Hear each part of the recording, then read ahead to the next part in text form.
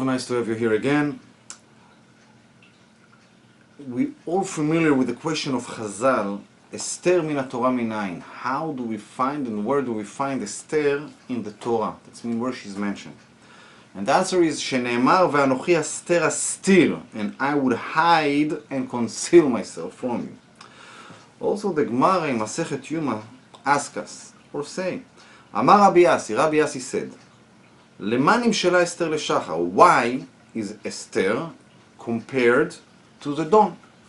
To say to you, what dawn is the end of all night, also Esther is the end of all miracles. You will answer the question later on, Bezat Hashem. A very interesting fact is that only in two Megillot, okay, the name of Hashem is not mentioned at all. Both of them are Song of Songs, and in our holiday Bezat Hashem Chag Purim that's coming, Megillat Esther. The name of Hashem is not mentioned at all. Another question is on the contrast, the difference in the name of Megillat Esther. Megillah is Leshon, it's a language of apparent, revealed, seen, and Esther, it's hidden. So I'm a little bit confused. Let's try to remember what happened many years ago in the days of King Achashverosh and Esther and Mordechai and Haman HaRasha. In the third year for the kingship of Achashverosh, he sat down on the throne of the kingship in the capital Shushan. A very interesting fact that Shushan was not the capital. Actually, Bavel was the capital. But Achashverosh wanted to sit on this chair throne of Shlomo HaMelech. But we know that Shlomo HaMelech, the chair that he built, was amazing technically movements and things. I don't know how it works. And when Nebuchadnezzar the king captured the chair, the throne, he tried to sit on it, and one of the animals from gold, lion, smacked his leg. Later on, Shishak, one of the Paro in Egypt, also wanted to sit on the chair, on the throne. What he did? Came to go up on it, and again the lion smacked him on the leg. From that day his name was not only Paro, but actually Paro the cripple. So Achashverosh wanted to sit on this throne, but he was terrified. So what he did, if I cannot sit on the throne, I'm going to build one. Exactly, resemblance, exactly what I can do. He found the people, okay, and he built the chair, the throne. Right now, to bring this throne to Bavel, it was impossible. Too big, too heavy. So what you do, if the throne doesn't come to the capital, hello, the capital gonna go to the throne. And from now on, Shoshan is the Bira. And why Shoshan became the capital right now? Because there was a certain person, a tzaddik, Mordechai, that was there. And Hashem, we know, sent the remedy, okay, before the problems. And all the story had to be there. Achashverosh did two banquets. One of them was 180 days. Why? Because it was very, it seemed, secure or insecure, and he had to show everybody how rich he is. So every day he took a part of his treasures to show to everybody, and it took 180 days. Later on he did a second, okay, banquet, and that was special to the people in the city of Shushan. And it says, Kirtzon ish ve'ish, okay, as the will of every person, every man and man. And the Gemara says, why are we saying twice man? One, ish, man, Yehudi Aya, that's me and Mordechai. And the second man, ish tsar ve'oyev. A man who is an adversary and an enemy, and that refers to Haman HaRasha. All the rest, where everybody right now, only two were in the city now, but all the rest, the Mashgiach, Rabbi Levi should say, were like a flock, just going with the flow, no opinion. We're going, party. Let's go back to the banquet. And actually in Shushan there was more than one. There was two of them. Also Vashti the queen did a banquet for the ladies. And Chazal say to us, both of them, Achashverosh and Vashti, meant and planned one thing. And they wanted to continue the exile. We know that was after the destruction of the first Beit HaMikdash. In Yirmiyahu, the prophet says after 70 years, we're going to go back to Eretz Israel. And the 70 years right now ended. So what they can do right now to hold, okay, Klal Israel in exile, because we know Vashti come from Nebuchadnezzar and Belshazzar, there were her ancestors, and they destroyed the Beit HaMikdash. So she doesn't want it to be rebuilt, and Achashverosh wants his kingship, right? So they try to plan a plan. And what was the plan? The God of those, Klal Israel, hate immorality. So what we're going to do, we're going to do a banquet, one near another. There's going to be some kind of partition, you know, like separation between the man and the woman, right? Make it kosher for the Jews. And after the alcohol, kosher going to start to sip in and do his, all the partition going to fall down, and oy vey voy was going to be between the man and the woman. And chas v'chalila, God forbid, the exile will continue for hundreds or maybe thousands of years more. This is not a new trick that Achashverosh and Vashti thought on or planned all of a sudden. That's happened years before in the desert. That was the advice of Bilam to Balak. And all the great sort of ministers on that generation there with them wanted to do the same, because we know that the king sent his daughter Kizvi Batsur to try to do immoral action with the leader of Klal Israel. And we know that 24,000 died on that spot then. And there is a very, very strong connection between both of those, Balak and Bilam, to our story in Megillat Esther. And this is that if you're going to look on the last letters of Balak and Bilam, Balak, the end is Lamed and Kuf, and Bilam, Ain and Mem, it's created the name Amalek. And Amalek is Haman HaAgagi in our story. At the end of Parashat Beshalach, HaKadosh Baruch Hu said, I will totally erase the memory and remembrance of Amalek under the sun, under the sky, I should say. At the end of Parashat Kitzitzeh, he speaks to us, Klal Israel. You should erase and eliminate any remembrance of Amalek, and don't forget it. You must do it. On the tip of the fork, we're going to try to speak what the severity of Amalek that we are obligated to eliminate. And Rashi explained that Amalek is from, in the pasuk that Mikre, that he come to us in Mikre, Lashon Mikre, an accident, okay, Tuma. Another thing, and that's what we're going to try to right now apply to us, cold and heat. That's mean Amalek defrost the heat and passion of Klal Israel to Hashem after the exodus of Egypt and after passing the sea. He destroyed the passion of Klal Israel to Hashem. And what he did to the nation, Rashi brings us an allegory, a parable, to a boiling bath that nobody can walk in. Nobody can come in. You put your fingers and you scream before it's already inside. What this kind of person come, jump inside. Doesn't make a difference that he is totally burned. But right now, it's already cooled off a little bit to everybody else and in the eyes of others. The severity of Amalek is taking not seriously nothing, even thing which is look holy in the eyes of all the nations, because we know that after the Exodus and after the splitting of the sea, all the nations were terrified from Klal Israel until he came and sort of cool us off and cool them off. The war in Amalek happened in a place called Refidim. Refidim, that means that we didn't took seriously the Torah. Sherafu yedeim min Torah. That means a contempt and lack of value to the supreme importance of the Holy Torah from our eyes. From not knowing and realize the upper value and effect of our holiness in this world, the physical world. In our generation, Amalek appear all over. He's going against the holiness and he's trying to erase the difference between good and bad, holy and non-holy. And you need very, very good eye and very good sense of observation that's come from holiness and purity from the Torah.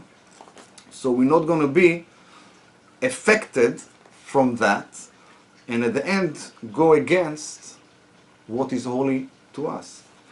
Rabbi Pinchas bring, okay, a midrash that say that when Moshe Rabbeinu was supposed to die, he didn't want to. The soul said, leave me there in the body of Moshe.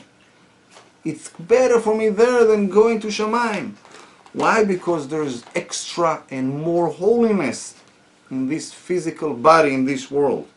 And that is continuing, says Rabbi Pinchas, the reason that there is no name of Hashem mentioned in our Megillah. Why? Because in this dark nature, in this world, this is the total love that we can come and reach to Hashem. Here, through the problems, that's how the love is created. And Amalek, exactly is the value, numerical value of his name, doubt. Amalek, value to Safek, doubt. He come to put doubt and coldness in our life.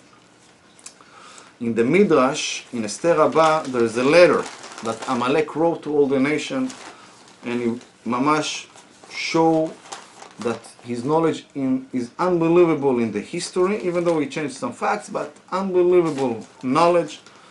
But with every case that he's bringing, 2 words or 3 words are repeating. I do not know how. He's saying that always. He speaks about, I don't know how they left Egypt. I don't know how they went through the sea. I don't know and how and who fought Amalek. I don't know what they did to the river Kishon in the days of the war with Sisera, etc. The only thing that he knows, that it's clear for him, to Haman, to Amalek, a clown, there is no leader, there is no creation. And I prefer to say I don't know than just mentioning, God forbid, there is God. There is power who run the world. A few years ago we had the war, Tzuk Eitan in Israel. They say that over 3,000 rockets was launched from Gaza towards Israel. 578 was able to be shot from Iron Dome, that means we shut them down, and the rest, that means 2,500 fall in open area, Baruch Hashem. 119 fell in Gaza itself. I called my friends in Israel, and his mother answered, and asked her, what's going on? We worry, how are you feeling, what's going on? And she said, ooh, everything is good, we got Iron Dome. And I was cracking inside. I said to myself, what are you talking about? Iron Dome only helped you in 578 rockets. 2,700 of them was just gone into the ocean, open fields, in Gaza. Don't you see the hands of God? It's so obvious. Megillat, Esther, the reveal is hidden. Unbelievable. Air. Breathe. Gewaldig. We can breathe. Anybody think about it? No, because it's free. It's there. No problem. What is obvious is so no obvious. It's so hard for us to understand and see that God ran the world, as we said, that numerical value of Hashem, Elohim, is Hateva, nature.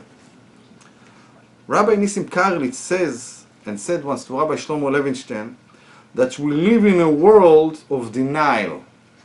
And he said, I don't speak about people who's not religious. I speak about us, the religious people. That's me. Let me explain, he said. Does anybody daven for rain today? For what? Who needs it, right? What do you mean to daven for rain? If in the news they're going to say to us, in the weather report, they're going to be rain, they're going to be rain. If they say there's not going to be rain, they're not going to be rain. Why should I put my effort to daven, right? Finish story. That's a denial. That's a heresy. It's a problem. Rav Shach Zichron Levracha would say that when they invented the train, few people from faraway villages that didn't understand anything on any kind of technology said, how can it be this train move without any horses? We must find the horses. So they would send a group of wise people from the village. And after a few months, they came back and they said, we find and the solution, most of it. There is 9 carriages, connect one to another, and lead them, okay, is the engine. So we know 90% that the carriages are connected to the engine. So they move because of him. 90% we know. But the 10%, which how the engine move without horses, we don't know. Brilliant. And Rav Shal Zichron Levracha would smile and say, the weather reports say to us that there's a barometric channel above the Mediterranean that's come from Cyprus that's going to bring cold air from Siberia and snow and rain going to fall in Spain. But, okay, very nice. Nobody disagree about it. But what the cause? What's bring the cold air and the barometric channel? What's behind these terms and things? Who bring the wind and make the rain? Hashem. The Rambam, in the beginning of the foundation of the Torah, he say a beautiful thing.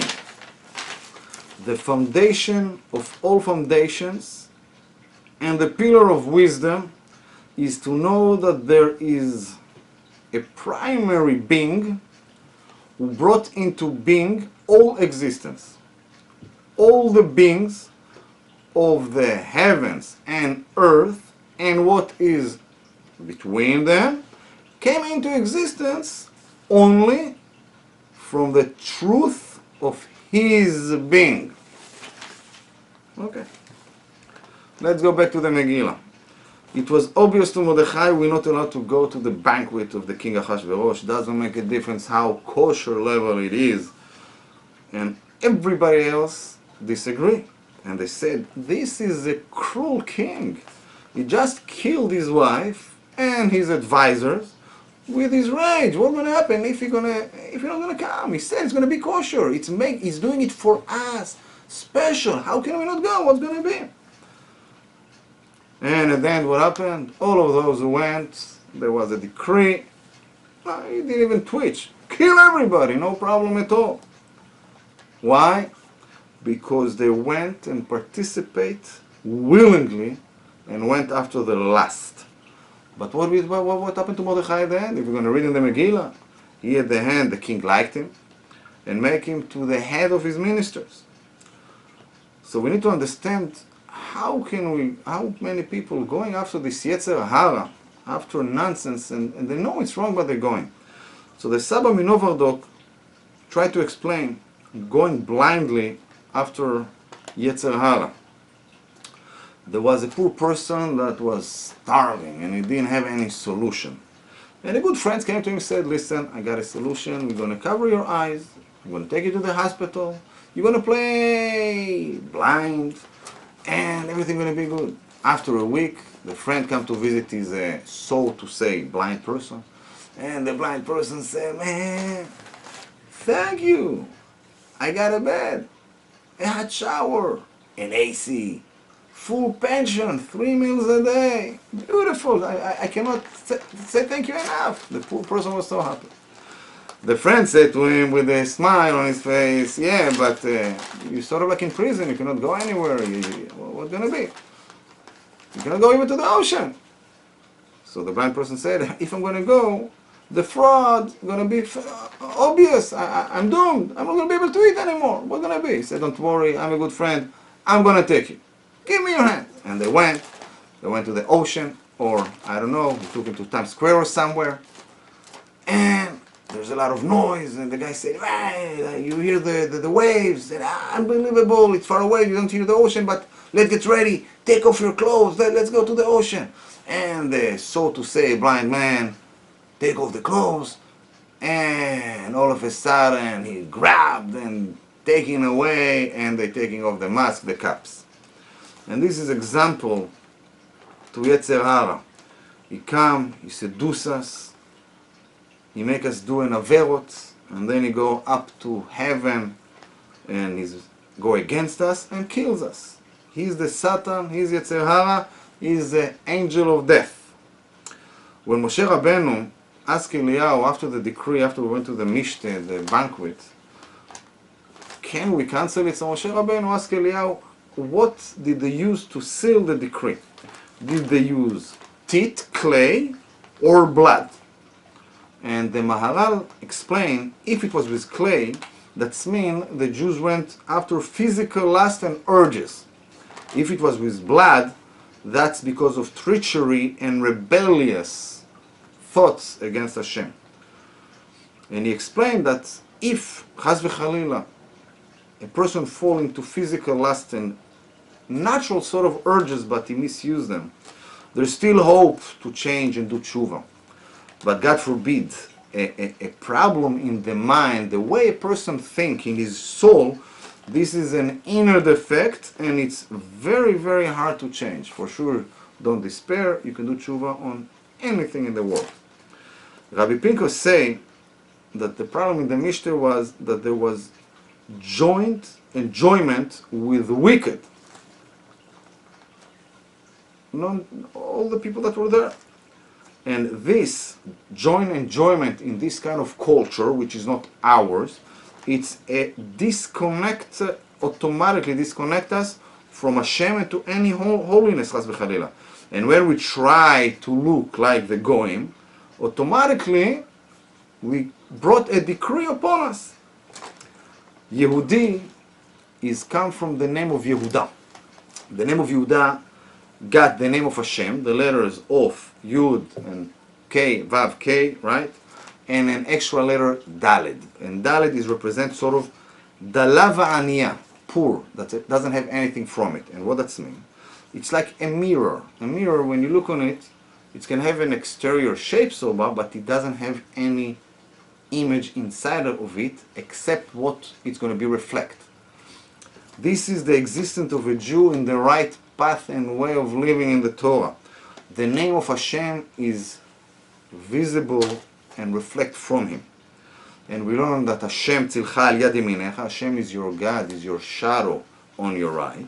And chas v'chalil, when a Jew is going to try to hide his origin, the way of life, try to mix, mingle, automatically Hashem say, V'anochi haster astir, I will hide myself also if that's what you want, don't worry. I'm going to go with the flow with you. And again, we asked the question, how come if there's dawn, right now there's no miracles? It should be opposite, we said in the beginning, right?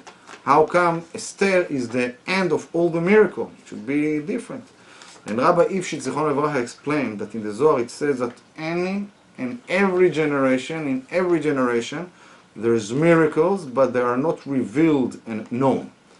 And that's, we learn from the Pasuk, Le'oseh niflaot gdolot levado, to the one who make amazing wonders, but only for him. That means only he can know about it. And even in the desert, after all the miracles, the Exodus, unbelievable, still we ask there, is God is among us or not? Also later on, in the kingship of Yehuda and Israel, they worshipped idols. How can it be? So much revealed and clear, but... And here comes the picture, Megillat Esther. It was a total, in the nature actions. Unbelievable. Mamash puppet show. Everything looked visible, clear, but totally not stable. A new capital for a throne. Vashti the queen, dead, Esther instead of her. Haman was a hairdresser. All of a sudden became the most important advisor to the king. And Mordechai, from wearing sack, kingship clothes, and Haman hanged. Trouble to the Jews, killing all the Jews, and all of a sudden the Jews are on top of everything and nothing happened. And also, and only here, the true belief was stuck in the hearts of Klal Yisrael. And before that, we had to get Haman. Haman came because of the merit of Esav. Esav, they say he was tzad befiv velibo bar imo. He was tricking sort of Yaakov, sorry, not Yaakov, Yitzchak, with his mouth. but he was not true with his heart. And that's later on, when Amalek came in the desert, Yeshua was not able to do anything really, but only to weaken the power of Amalek. Why? Because we just said that the heart of Klal Israel was still not truly with Hashem. We ask questions. But right now, in Megillat Esther, when we accept the Torah willingly, with full heart, so the claim of Amalek from Esav is cancelled. And we learn another thing. When Esther, the queen, said, Lech knos et kol haYehudim, go and gather together all the Jews. Why that? Why to gather? Because we know that when all the Jews are gathered, nothing can touch us. Even in the days of Achav, when there was full of idol worship, but we would go to a war and win. Why? Because there was no bad words between one Jew to another. And when there is unity and peace, shalom, there's no problems whatsoever from the other nations. That's mean, shalom is numerical value of 376. Okay? Esav is the same numerical value. When there's shalom, we overcoming Esav.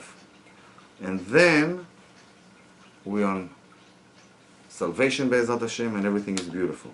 This is also all the mitzvot in Purim that we got. Mishloach manot, sending foods from one to another, presents to poor people. Half the shekel. Why half the shekel? Because my other friends, together we are whole. And all of those is come against the claim that there is one nation which is scattered and separate among all the nations. Rabbi Pinchas Zichron Levacha said, and we're going to close with that sort of, the miracle of Purim is mamash, okay, the revival of the dead. And the nation of Hashem going to praise Hashem. The month of Adar is the sign of pieces, fish. This is a sort of an allegory and to show us fruitful and multiply. And the months of Adar come at the end of the winter, at the end of the year, after the whole darkness and coldness of the winter, when you think that life is end. Come the months of Adar, and with it, the power of renew and resurrection, a spiritual one, revived of the spiritual dead, sort of. And this is the happiness of these months and the days of Purim. It says that in Purim, every person who's going to send and try to reach anything, he's going to get it. Kol haposhet yado notnin lo. So Be'ezrat Hashem, each one of us should think about Klal Israel, Hashem for sure, our own problems, and ask from Hashem to help us come close to Him, come close to one another, and that's all the problems going to be behind us, and we're going to be able to zoche to a full, true redemption right now. Thank you very much, and Chag Sameach.